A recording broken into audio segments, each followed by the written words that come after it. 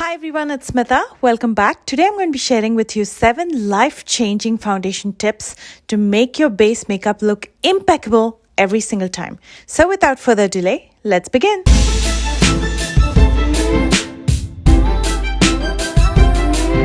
If you have a lot of texture, fine lines as well as pores on your face, start with the silicone-based primer. I'm going to be using the Pore Diffusing Primer by Rare Beauty. Silicone primers will fill in your pores, it'll fill in your fine lines and provide hydration while balancing redness and also making your makeup last longer. They provide a quick fix for your wrinkles and fine lines and still allow your skin to absorb all the nutrients that you apply to it. You'll instantly observe that they blur your imperfections and reduce excess shine. So if you want to start with a flawless canvas, go with the silicone-based primer. If you have discoloration like me on your skin and if you try to apply a foundation directly over it, it's going to combine with the blue undertones of your uneven skin tone and look ashy. That's when you use a color corrector to neutralize the uneven skin tone. I'm going to be using the Exa Peach Corrector. If you have deeper skin tones, you can also use an orange corrector. Peach and orange correctors help with hyperpigmentation. Green correctors help with redness. Purple can be used to correct yellow on your skin and also to correct sunspots. You can see how that peach corrector neutralized everything and now my face is ready for the foundation. Always carry a 2 shades deeper concealer and 2 shades lighter concealer. If the foundation that you bought turns out light for your skin tone, all you have to do is mix a drop of the deeper shade of concealer. And that can quickly warm up any foundation.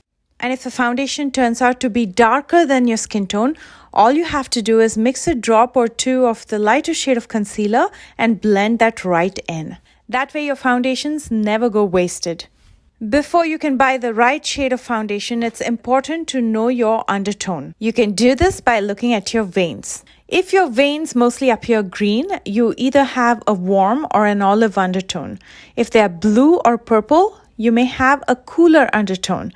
If they're a mix like I have, then you might have a neutral undertone. Now that you know your undertone, it's very easy to pick the right shade by swatching on the side of your face. The idea here is to easily match with your neck color.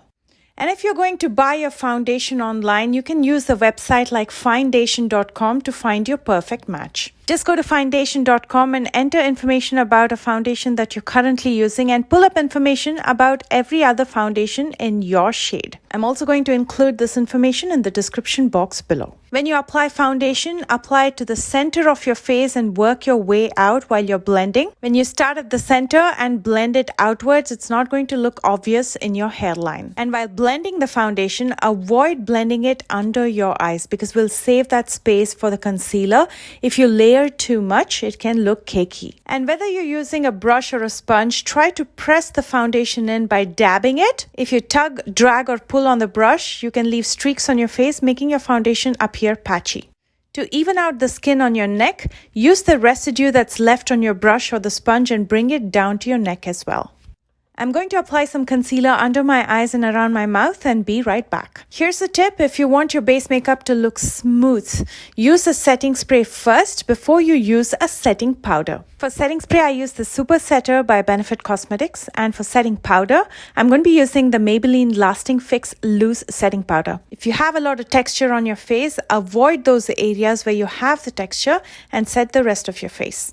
I get oily in my T-zone, so that's where I'll set with powder. And I have texture on the sides of my nose, so I'm going to avoid setting it with powder. And if you want everything to look airbrushed, use a clean, dry powder puff and gently press it in after you've applied your powder. It'll help that powder settle beautifully over your foundation and set it while removing the excess. That's it for today, my friends. I hope you enjoyed this video and I hope you learned something new. Comment below and let me know if you want a part 2. And if you enjoyed this video, please don't forget to thumbs up. If you're new here, please consider subscribing and do check out the description box for all the products that I used. I love you guys so much and I will see you soon with a brand new one. Bye guys.